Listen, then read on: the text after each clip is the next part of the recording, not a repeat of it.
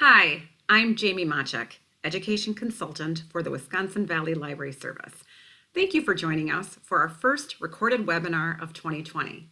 This webinar, called Giving Bad News, is being presented by Betsy Bleck, Director of the Oconomowoc Public Library. At certain points during the presentation, I will interject with some questions or an activity. So please have something to write with or on, or something to record your responses. Let's go ahead and get started. Hello, everybody. My name is Betsy Bleck, and I'm the director of the Oconomowoc Public Library, and I'm also a certified instructor through the Crisis Prevention Institute. The Crisis Prevention Institute is based in Milwaukee, but it's an international organization that focuses on respect, service, and safety at work. And one of the areas that I've been trained to talk about is how to give bad news. I know that as much as we would like not to have to give bad news, we often do, whether it's at work or in our personal life. So I think of giving bad news as not something that's fun. It is often necessary, and we can survive it 100% of the time. So let's jump right in. Let's start with a little bit of background. As I mentioned, I'm the director of the Oconomowoc Public Library, and I'm certified to teach on this topic through the Crisis Prevention Institute.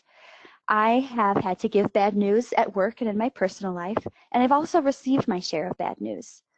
Now, how about you? Why are you listening to this webinar today? Have you had to give bad news at work, either to a coworker or to a patron? Or have you ever had to give bad news to someone in your personal life? Are there areas where you feel stressed out when you have to give bad news? Are there things you think you could do better? Just think about your own feelings about having to give bad news before we jump in. Okay, so what are we going to do today? Now, I know a webinar about giving bad news doesn't sound like very much fun, but we will try and keep it manageable. Our main goals today are to learn skills and tips for how to prepare, deliver, and then debrief, document, and follow up when you have to give bad news.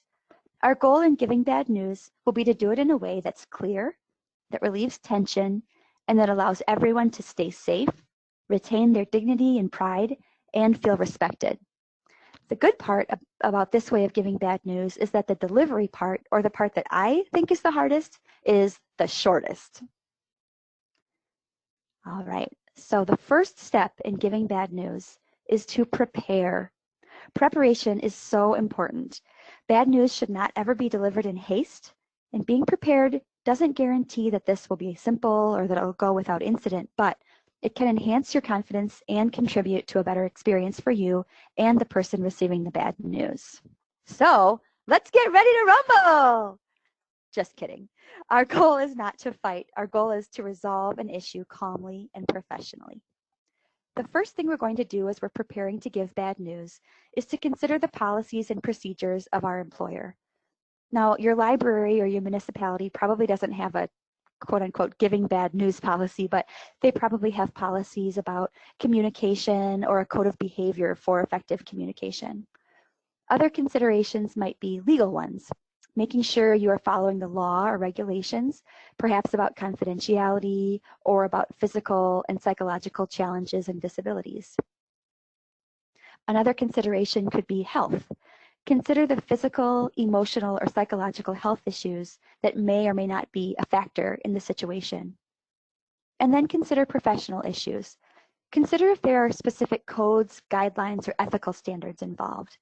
Think about if the bad news involves employment issues, formal labor or collective bargaining, or severance issues. So we'll keep policy and procedure considerations in mind as we take a look at further preparing to deliver bad news. The second step in preparing is the simple approach of 5 W's and an H, as shown here. So the first W is who. What is this person, the person you're giving the bad news to, what is their general attitude? How has their stress level been lately? Do they have a history of volatility that you've seen?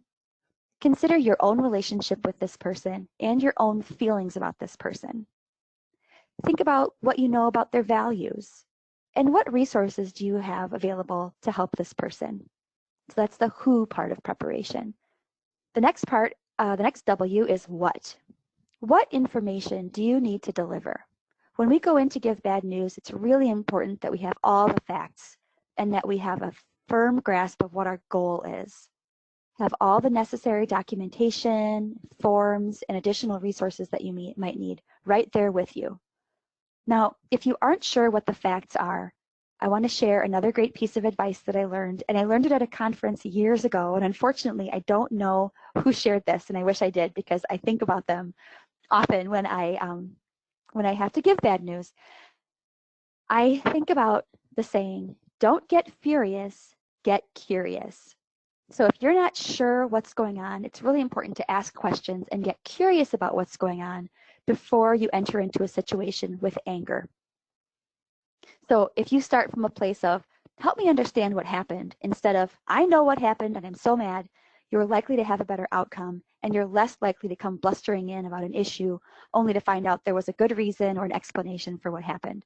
So before you go into this bad news conversation, you need to have already gotten curious before you got furious. You need to already have all those facts done. Okay, so we talked about who and what, and the next is when. When we give bad news can vary with the situation and the nature of the bad news. You'll want to consider convenience, privacy, and minimizing interruptions, and also avoid stalling. Try not to gather so much information that you've gotten into the realm of just putting it off. You don't want to stall. Another factor with when to give bad news is you want to reflect on the effect of advance notice and the impact of too much or too little notice on the person's anxiety or stress. And then I find it helpful to determine in your mind about how long you think the interaction will take. I find if I'm going into a bad news conversation, if I can tell myself, this might take 5 to 10 minutes, and I can do just about anything for about 5 to 10 minutes, and I'll survive it, and it's going to be okay. It's only 5 to 10 minutes out of my whole life. Okay, so that's who, what, when. Now where? The location where you choose to give bad news can also vary by circumstance. You'll want to choose a spot that's private, of course, to respect the person's privacy, and comfortable, and safe. Safe for you, so not somewhere that's real tucked away where you wouldn't be able to summon help if you needed it, but also a spot that's private. You want to balance privacy and safety. You'll also want to make sure you have a phone or other means of summoning help if you need it, and choose a location where help can arrive quickly and which is free of possible weapons. And the why. Why is it necessary to deliver this information? What is the factual basis of this information? It's possible that you'll get pushback from the person you're giving the bad news to, so it's good for you to think in advance what questions this person might have. Okay, and last, the H. How? How are we going to deliver this bad news? First and foremost, we're going to treat the receiver with courtesy and respect in a way that preserves their dignity, just like we would want to be treated when we're receiving bad news. You'll want to reflect on any precipitating factors that might impact the person's reaction to the news. Now, what are precipitating factors? Precipitating factors are internal or external causes of acting out behaviors over which a person has little or no control. So an example of this would be a can of soda. Now you can look at an unopened can of soda and think, ooh, that looks delicious. I'm going to pop that open and have a nice drink. But if someone has shaken that can up, it's agitated and it's going to explode all over you when you open it. So that soda can has the precipitating factor of having been shaken before it got to you. It's not your fault that the can was shaken up, but you are the one who's going to feel the effects of that can having been shaken up. Some examples of precipitating factors might be family problems. For example, if you are going to have a conversation with a patron that they have a huge fine on their card, and they come in and their child is ill and their other child was rude to them in that morning and they had a fight with their spouse, they're coming to the library with some precipitating factors that are going to affect how they're going to receive the bad news you have to give them. Other kinds of precipitating factors are drug-induced behavior states, being fearful, also things like having insomnia, so you haven't slept well the night before. I know I don't do very well when I haven't slept well. That's certainly a precipitating factor. Another aspect of how to give bad news is to really use your most effective listening skills. And you're going to respectfully respond to questions or concerns. And we always meet our commitments and maintain professionalism. We'll get more into this later, but part of considering your how is think about what you can and cannot offer this person you're going to give the bad news to. Have ideas and alternatives and resources in mind that will help the person consider rational options about what to do. And lastly, part of how is to think about how you're going to stay safe. How will you prevent danger, risk, or injury? And think about, maybe is it reasonable to have a team approach here? Is it better for you to have a witness when you're giving this person bad news? If so, if you decide to use a team approach, it's really important to be clear on what each person's role is before you go into the bad news conversation. For example, maybe if I'm going in with a colleague, I'll say, listen, I have to give this person bad news, and I just need you to be a fly on the wall and sit there with me while I do it. This might be a good role for your HR person. And so that other person knows, okay, my role is just be here as a witness. I don't need to say anything or chime in. I'm just here to support you while you're giving this bad news. Now, as anyone knows who has had an irate person march up to the desk and you have to give this person bad news, they're not going to be able to check out today. Sometimes you don't get time to prepare. And in those situations, at least take a moment to slow down, take a deep breath, and just take a physical step back or at least an emotional step back to give yourself a second to collect your thoughts. So preparation, even if it's short like that, goes a long way in preventing problems. Okay, it's time for some reflection. Betsy just talked about preparing for a hard discussion. In just a minute, I'm going to ask you to pause this recording and jot down some thoughts. What I'd like you to do is reflect on the following. When have you had to give bad news, either personal or professional, a conversation that went well, or maybe it didn't go well? What stressed you out about this conversation? And knowing what caused your stress, how could you have prepared for this conversation? So what I'd like you to do is take 5 minutes to reflect on these questions and write them down. So please go ahead, pause this recording, and then continue on with the webinar by hitting play when you're ready. Now we're going to get into the actual delivery of the bad news. The Crisis Prevention Institute talks about the concept of the integrated experience model, which is the idea that our own attitudes and behaviors impact the attitudes and behaviors of others, and vice versa. If we stay calm and cool, that will likely contribute to a better outcome than if we go into a situation angry or defensive. So, while we get into the next part of delivery, consider how your attitude and behavior can impact those of the person receiving the bad news. The second part of delivery. There are 6 key principles for delivery, according to the Crisis Prevention Institute. And paying attention to these principles will enhance the efforts you made before in the preparation step. And I sort of like to joke that there's a handy acronym to remember. GERLOB, except that's not actually a thing. I made that up, but I just think it's funny and silly. So anyway, GERLOB. So after, we'll actually get into each of these 6 key principles one at a time to really delve into GERLOB here. Okay, principle number 1, get to the point. Think about when you receive bad news. If you had to receive bad news, would you like the person giving you the bad news to take time to warm up, like talking about the weather or complimenting you on your earrings or asking how your kids are doing? No, if I'm receiving bad news, I want to get in, get the message, and get out. So it might sound counterintuitive, but the humane thing to do is to get straight to the point. And this will also help the person understand what your point is. So here's a way I learned to do this from Brian Mortimer, who's the Human Resources Director at the Kent District Library in Michigan. For example, if you had a staff member you had to talk to about something, in this case, the staff member's name is Myrtle. Okay, I would say, Myrtle, thank you for meeting with me. I want to talk to you about something important. Myrtle, I noticed you forgot to lock the safe the past 3 times you worked the closing shift. The impact of that is that our money is not secure overnight, and it means the library is in violation of cash handling requirements. In the future, I expect you to lock the safe every night. Do you understand? Thank you for your time. There. You've told Myrtle what the problem is, why it's a problem or the impact, what your expectation is for the future.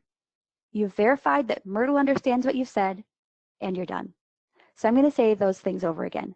Brian Mortimer says, you go in and tell somebody bad news by saying what the problem is, what the impact of it is, why it's a problem, what your expectation is for the future, verify that the person understands what you've said, and then it's over. Okay, so that is principle 1, get to the point. It's also just one other thing to add about this. I think it's really tempting to talk too much. And if you talk too much, you risk your point getting lost. I think what we're trying to do when we're talking too much is to soften the blow, but I think it ultimately is not a gift to that person to talk too much and confuse them. It's better to just stick to the point. Okay, principle 2, to remain objective, just the facts, ma'am. When we go in to give bad news, we need to avoid judgment. Now back to our example with Myrtle. I might think it's ridiculous that Myrtle cannot seem to remember to lock the safe, but it's very important that I don't show Myrtle that I feel that way. I'm keeping my own opinions and feelings and judgment out of the situation. And then you're going to stick to the facts, not guesses or assumptions. This is why it's so important to prepare. Because you've gotten curious and not immediately gotten furious, you have all the facts you need, which will help you remain objective. Okay, moving on from principle 2 to principle 2 continued, nonverbals. Now, when you're giving someone bad news and you're trying to keep your own feelings and judgment out of things, it's important to keep track of your nonverbal communication. Think about what your nonverbals are doing. Is what you're doing with your face and your body supporting your message? Try to maintain open body language that reflects that you are calm, attentive, and non-threatening. Body language is the nonverbal messages that we transmit by the motion and posture of our body. It includes the expression on our face, our gestures, and our eye contact. Now, think about if we're talking to someone and we see that they're starting to show signs that they're feeling anxious. What are some things we can do with our body language that might help relieve that person's tension? We can make sure that our facial expression is friendly and caring, that we're making appropriate eye contact. We can make sure we have an open posture. We don't have our arms crossed. We can make sure that our hands are visible.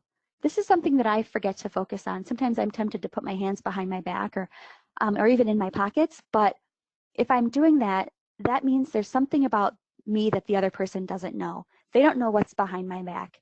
Do I have a big bill I'm going to hand to them? Do I have a weapon? It's just important to keep your hands visible, to keep that out of the things, out of the list of things that might cause this person's tension to rise. So our body language can escalate or de-escalate a situation. Now, a face-to-face or challenge position is another way of increasing anxiety when we're approaching someone. So you can imagine if you were standing, like let's say you were at Target, and a Target employee is walking straight at you, shoulder to shoulder, straight at you. That feels very different than if someone is kind of coming up from the side, kind of casually, right? So a face-to-face position sort of feels challenging, and that can really increase anxiety when we're approaching someone. And it also decreases our chances of diffusing a hostile or potentially violent person. All right, so next we're going to learn a way to show some supportive body language that also helps keep us safe when someone's tension is rising. So moving on, another part of principle 2 about nonverbals is this thing called the Crisis Prevention Institute supportive stance. So I like to joke that these two are having a little confrontation here.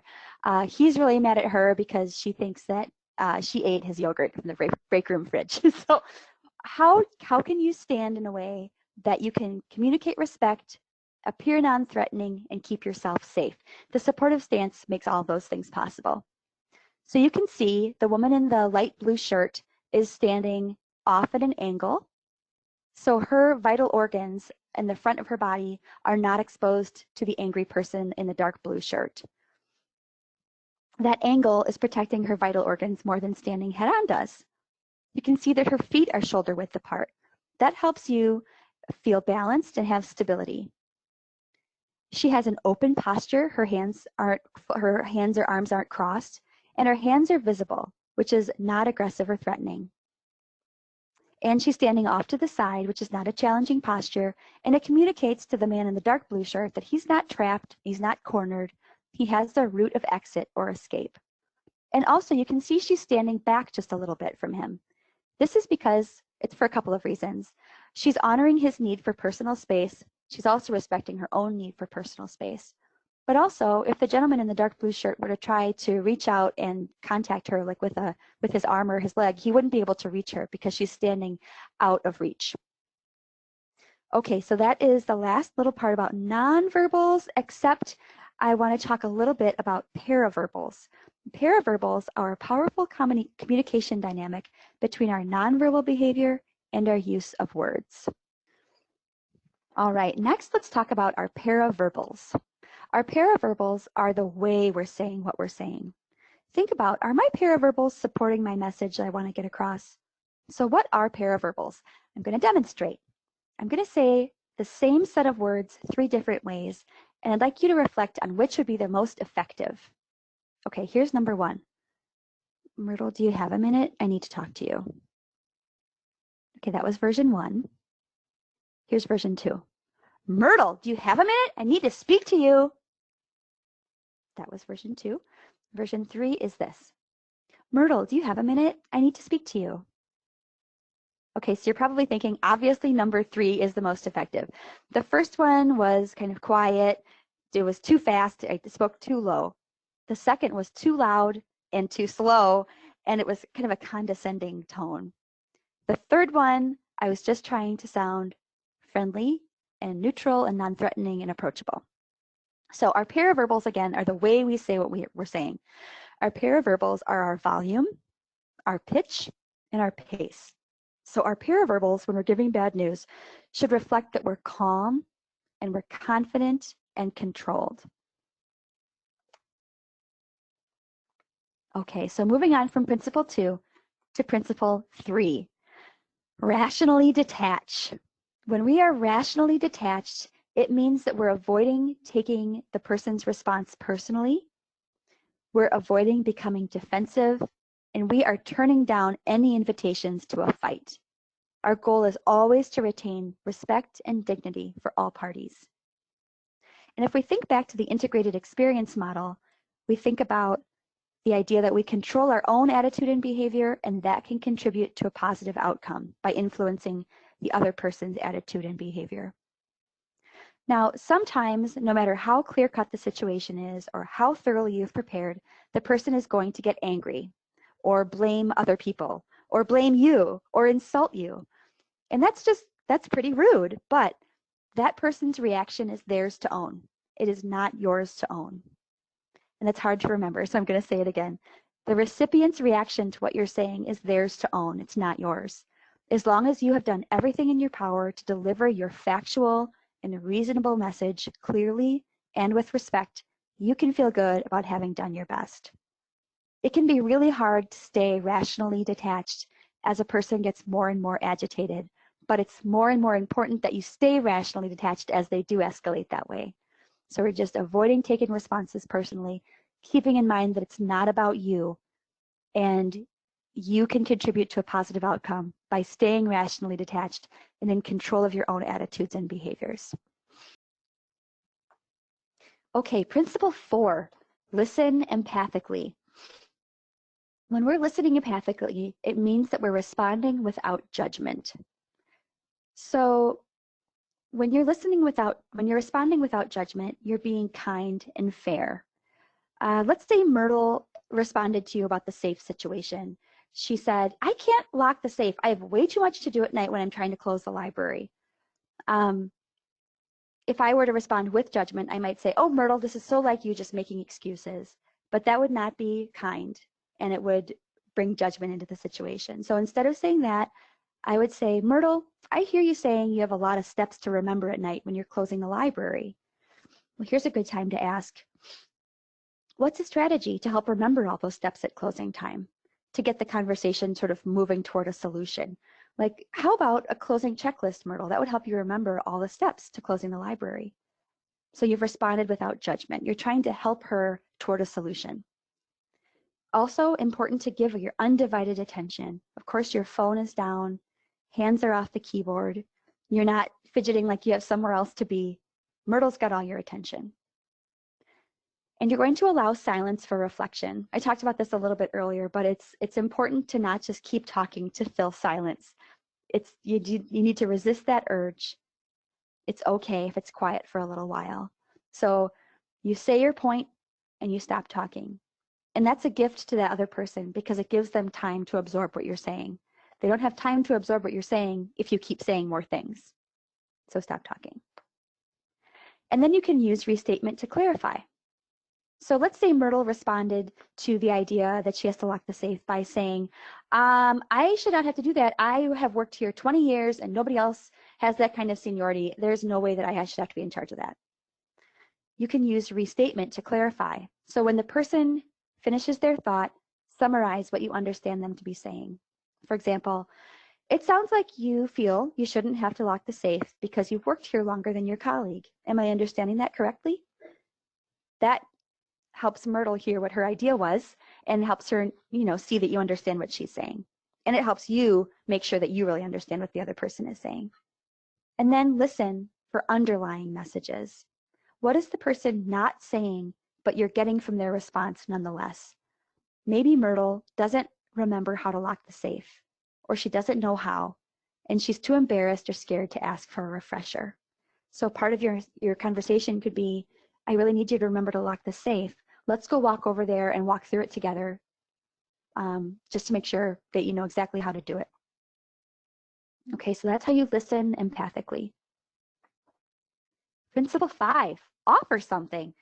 It's basic customer service that if you can't give the person what they want, at least consider giving them something, even if it's something that seems pretty small. For example, time to think about what you've talked about, or an extra little break. For example, you could offer the person 15 minutes to take a walk around the block or the building just to gather their thoughts. A little privacy. Maybe they could just use a moment alone in your office. If you've given the bad news in your office, you can say, I'm going to let you be here for 10 minutes. I'll come back in a little bit.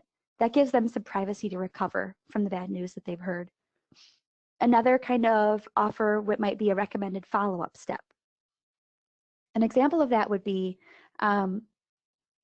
Myrtle, I'm sorry that I can't make a rule that you do not have to close the safe, but I am going to give you 5 minutes alone here to gather your thoughts.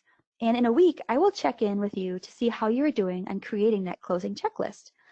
That list will probably be a big help to everybody who closes. Thank you, Myrtle. So that is a follow-up step. Myrtle knows what to expect from you next. She knows that she's going to create this checklist and you're going to check in with her in a week to see how it's going. And you've also offered Myrtle, in that case, time alone. And even though in that moment, Myrtle might be upset, she might feel that you've offered her a show of trust in asking her to take the lead on developing that closing checklist. Myrtle might not appreciate the offer now, or she might not appear to appreciate the offer now, but in the future, she might find it helpful. And principle 6, bring closure. You bring closure by calmly and clearly indicating that the meeting is over. You say, Myrtle, I'm wrapping up here, and then you summarize the news. We talked about that I really need you to make sure and lock that safe every night at closing time. Then you acknowledge the feelings. Myrtle, I can see that this has upset you. So I'm going to give you 5 minutes alone here. And then in a week or so, I'm going to follow up with you and see how that checklist is coming along. And then you leave, or the other person leaves. So you stand up and either leave or show the person the door. And at all times, you're going to be ready to summon help if you need it. It's okay also to allow the other person to express their feelings. Obviously, this person is a part of the conversation as well, and they're going to have their own things that they bring to it. So you can allow them to express their feelings. And you can communicate empathy with their feelings, but it's important that you avoid validating hostility. Like, oh, I can't imagine how upsetting this must be for you. You don't want to go there. but you can communicate that you understand. And when the person expresses their feelings, if it veers into an area that you feel you need to document, it's important to do that. And you can follow up with them if necessary about how they received the bad news. Okay, it's time for some reflection again.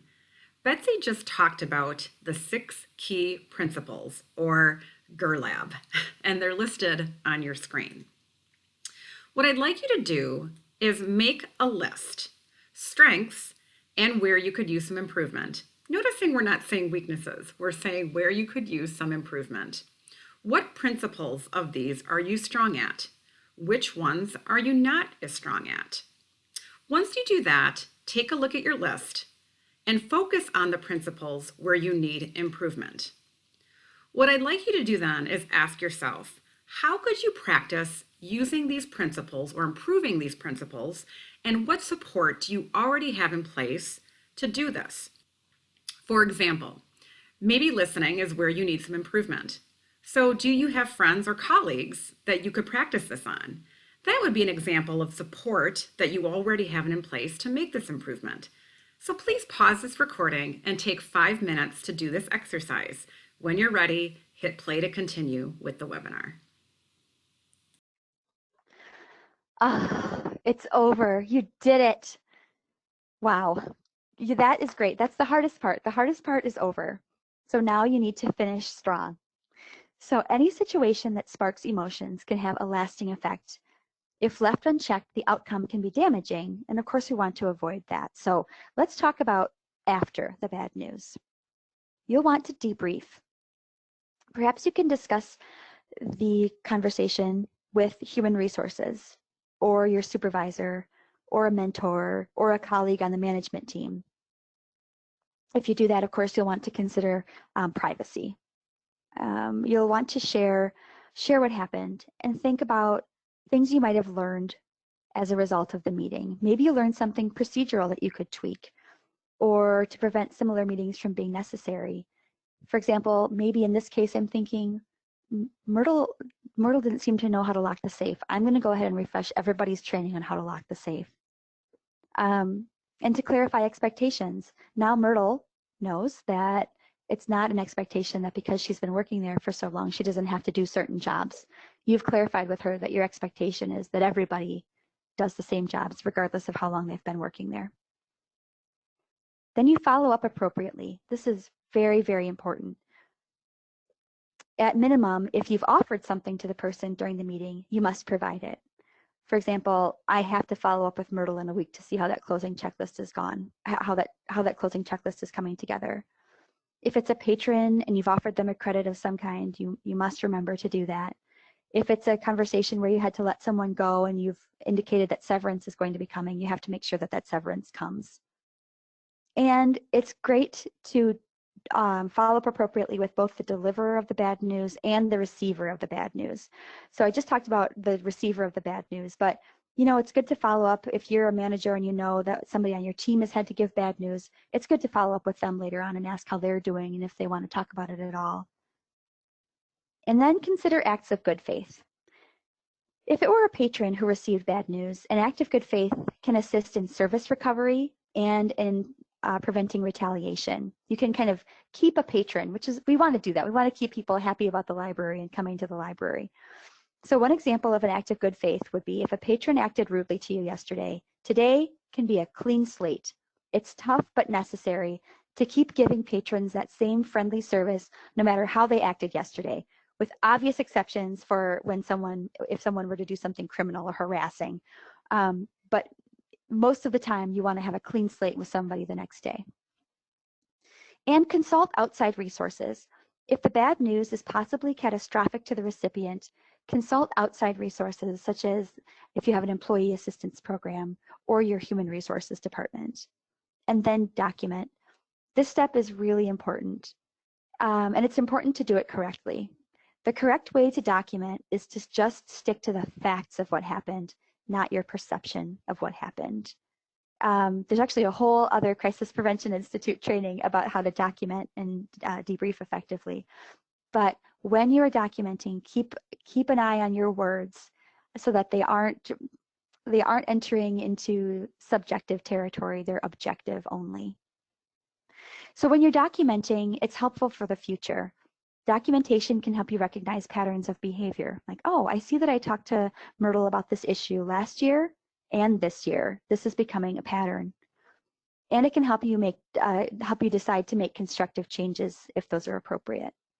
And depending what kind of bad news you had to give and how severe it was, you might need to share documentation with legal counsel. Okay, this is our final activity. This is an activity to give you some practice with documentation. And Betsy came up with this exercise, so thank you, Betsy. On your screen is an example of some documentation. Please take a moment to look at this and find where the author could make the documentation more factual, where you're not reflecting feelings, opinions, or perceptions, where it could be more accurate, where it could be more clear, and where it could be more thorough. This would be another time to use the 5 W's and H. Are the who, what, when, where, why, and how included? The red areas in this text are not accurate and they're unclear. We need to know specifically who was involved in this incident and who said and did what. Blue areas are judgments, perceptions, or opinions. The documentation you create must focus on the objective. It must focus on fact and what occurred. This documentation is not thorough because it does not cover the who, what, when, where, why, and how. Okay, now it's your turn. Please go ahead and rewrite the documentation in a way that is specific and fact-based. Again, how can we make this more factual, more accurate? So go ahead and pause this recording, take 5 minutes to rewrite this, and then when you're ready, continue by hitting play. Hopefully you came up with something. This is an example that Betsy came up with. So go ahead and take a minute to read the documentation example on your screen.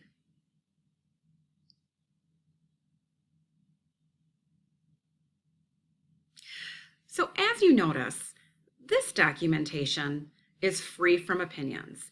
It's also free of perceptions, of judgments, and it's specific. It has specific times, it has specific names, and it's very precise. It is clear, and it covers the who, what, when, where, why, and how. So how did you do?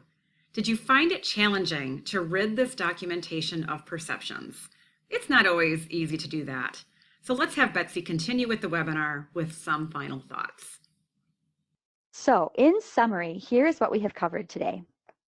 We learned the Crisis Prevention Institute's method for preparing, delivering, and following up when you have to give bad news. We learned strategies for doing all we can to ensure an outcome that is as positive as possible. I hope we had a little fun along the way and that we learned some tips that could be useful in both our personal and our professional life. So thank you so much for your time today. If you have questions you think of, please feel free to contact me here. And thank you so much. Okay, that just about concludes the end of this presentation. Before you wrap this up today, I would like you to list 2 takeaways. What are 2 things that you can do in the next 3 months when it comes to giving bad news? If you completed this presentation in full and did the activities, there is a pre-filled certification activity sheet for you on the WVLS website. This activity is worth 1 contact hour in Category C, and the form is linked below. Below there is also a link for a short survey that we would appreciate you completing. Also linked below is a document for further resources on this topic that Betsy created. Thank you again for participating in this recorded webinar, and a big thanks to Betsy for the valuable information that she provided. I'm Jamie Mochek with the Wisconsin Valley Library Service. Take care.